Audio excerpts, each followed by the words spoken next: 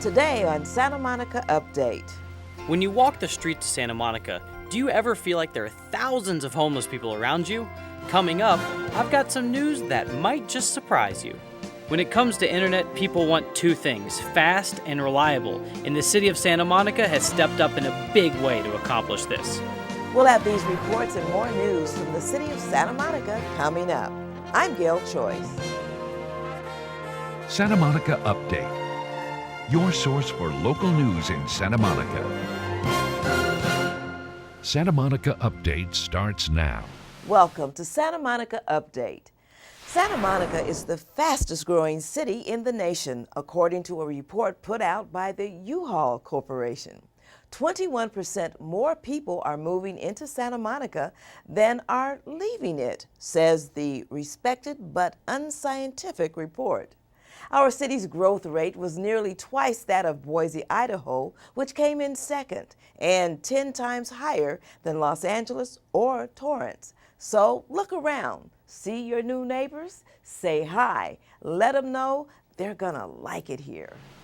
A major milestone for the city of Santa Monica has been achieved. After years of legal battles, the city's water treatment plant is back up running at full speed. Reporter Yana takes us on a tour and shows us how Santa Monica is one step closer to being able to supply all of its own water. For nearly a decade, the Santa Monica Water Treatment Facility has sat idle, but now it has roared back to life thanks to new high-tech facility upgrades and a new state-of-the-art water treatment called reverse osmosis. Now this is Miriam, she's the plant manager here. Now she's going to take us inside the new water treatment facility to see where all the magic happens. Let's go take a look. So this is the heart of the facility. That's right. This is where we remove the minerals and contaminants from the water. Great, let's take a look. Reverse osmosis is very effective at removing or reducing minerals. And the minerals I'm talking about are calcium and magnesium.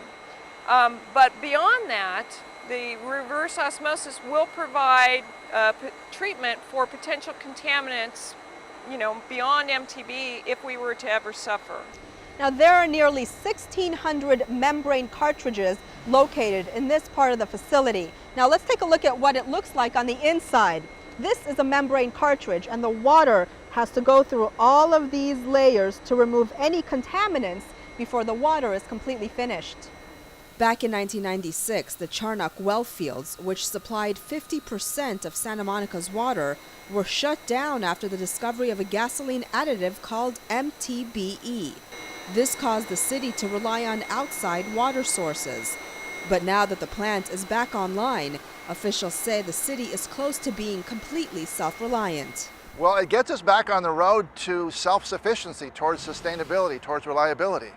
By having these wells back online now, we can provide the city and the community with 70% of locally produced water. Various Santa Monica city and plant officials came out to celebrate the new upgraded plant at a dedication ceremony to thank all those that made this possible. So that years from now, when our children, our grandchildren, and our great-grandchildren sip from a glass of water drawn from Santa Monica's own carefully managed aquifers, it will be clean and pure water and a sustainable resource, just as nature intended it. City leaders say that Santa Monica is well on its way to producing 100% of the water it needs by the year 2020. For Santa Monica City TV, I'm Yana Kay. The Santa Monica Water Treatment Plant provides residents with 8.5 million gallons of water a day from local wells. Go to smgov.net to read more about this landmark sustainability milestone. The Gold Star Rehabilitation and Nursing Center, LLC of Santa Monica, has been hit with a $100,000 fine by the California Department of Public Health. That is the highest monetary punishment the state can mete out. The convalescent home also received the most severe citation possible under state law. The citation and fine occur in the wake of the death of a patient who should have been given a soft, therapeutic diet, but was instead served a breaded pork chop. The patient choked and later died. After such a serious violation, the skilled nursing facility will be required to take corrective action in order to be allowed to continue in operation. Recently, the city of Santa Monica did its 2011 homeless count. The federal government requires cities that receive federal homeless funding to do a count every 2 years. But like most things the city of Santa Monica does, we take extra steps to do the right thing right. Instead of doing a count every 2 years, we in Santa Monica hit the street every year to count our homeless population. Reporter Greg Goldner was out on the streets late at night for the count in January, so it's only fitting to ask him to bring us the result. Here's his report. In January, over 200 Santa Monica residents took part in the 2011 Santa Monica homeless count, and tonight we get the results.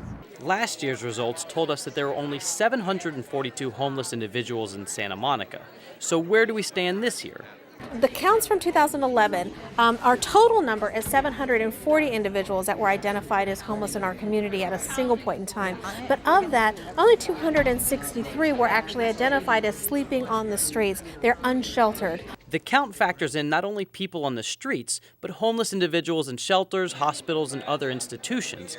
So if you think about it, that's pretty amazing that only 35% of Santa Monica's homeless population is actually on the streets. And that's a much lower percentage of unsheltered to sheltered than you'll see pretty much anywhere else in the country, especially in LA County. In years past, the numbers significantly decreased. However, this year, the number stayed relatively stable. But we're learning that's not such a bad thing. Between last year and this year, the fact that we were really able to sustain the efforts that we had made in previous years and sort of hold the line for us is really an indication of success.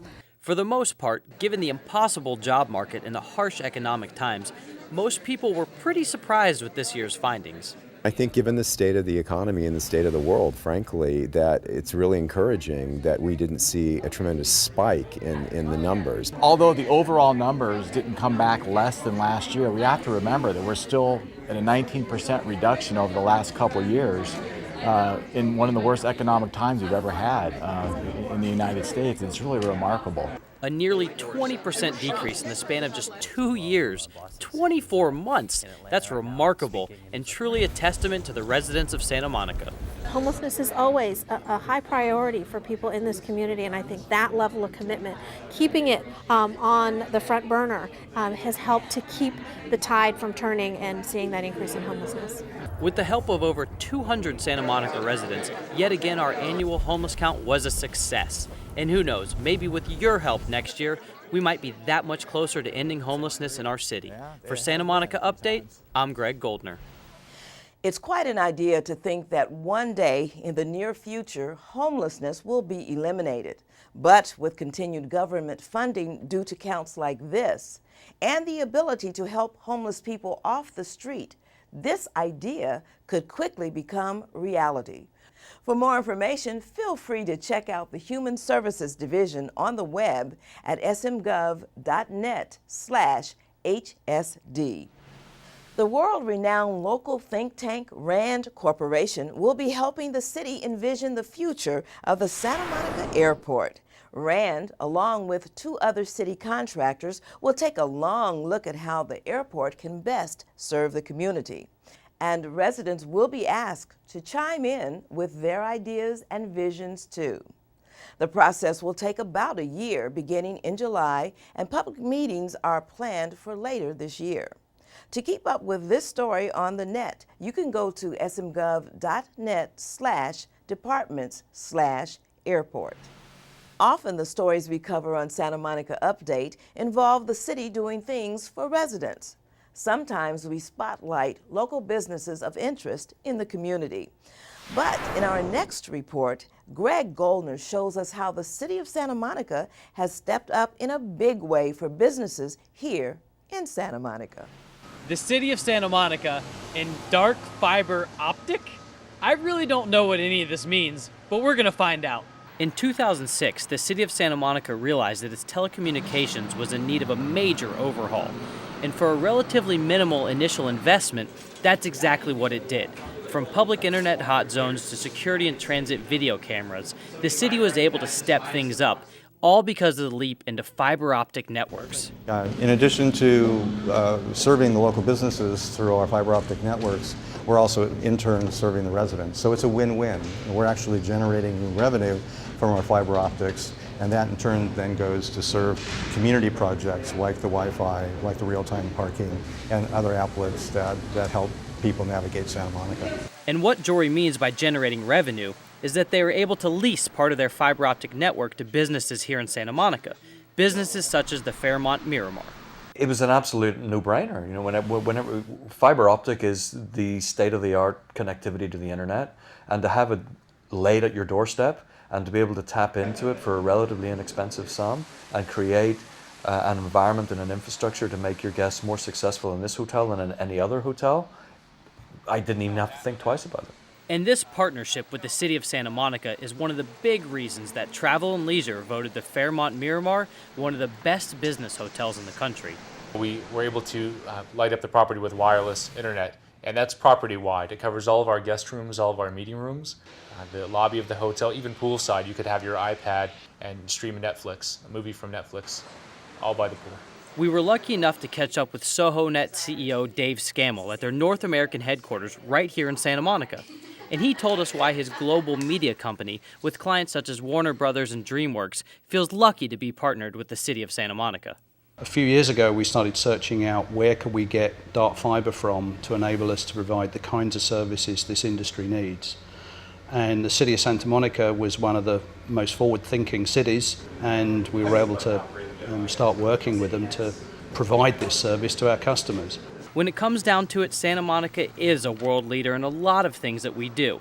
And for us to continue to be pioneers, much like fiber optic, we've got to always be thinking ahead. Santa Monica is so technology savvy.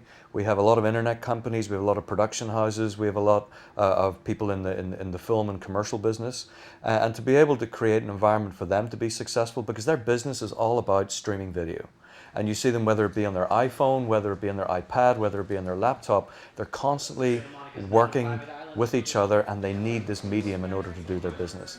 And I think Santa Monica, by introducing the dark fiber, and by this hotel, the Miramar, being able to tap into it, we've created a wonderful partnership to really embrace technology to Santa Monica and make it the home of production technology and film. The city's not going anywhere, and we need to invest in telecommunications infrastructure for centuries to come, and no one is going to do it as well as we can, and this is something that's not only important for government but for the economics of this community. It's worth noting how something as simple as reliable, fast internet can make a huge impact on a business, and it's cost effective. For more information on Santa Monica CityNet, check out the City of Santa Monica website and click on the Information Systems Department link. Or feel free to contact them via email at isd@smgov.net or phone at 310-458-8381. The Bayside District Corporation, that manages much of the property in downtown Santa Monica and the 3rd Street Promenade, has a new name. It's Downtown Santa Monica, Inc. The new name eliminates any confusion over what the public-private agency does. It is the legally incorporated manager of the diverse aspects of the downtown area in our city. If you want a grand look at our city, just go to downtownsm.com.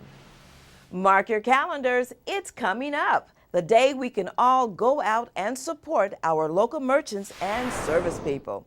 It's Buy Local Day in Santa Monica. It happens Saturday, March 19th, the same weekend as the Los Angeles Marathon. And the Buy Local Expo on the 3rd Street Promenade will be happening too. Everybody's going to be doing it, so join in and buy local Santa Monica. Well, that's it for this edition of Santa Monica Update. I'm Gail Choice. For all of us at City TV, thanks for watching.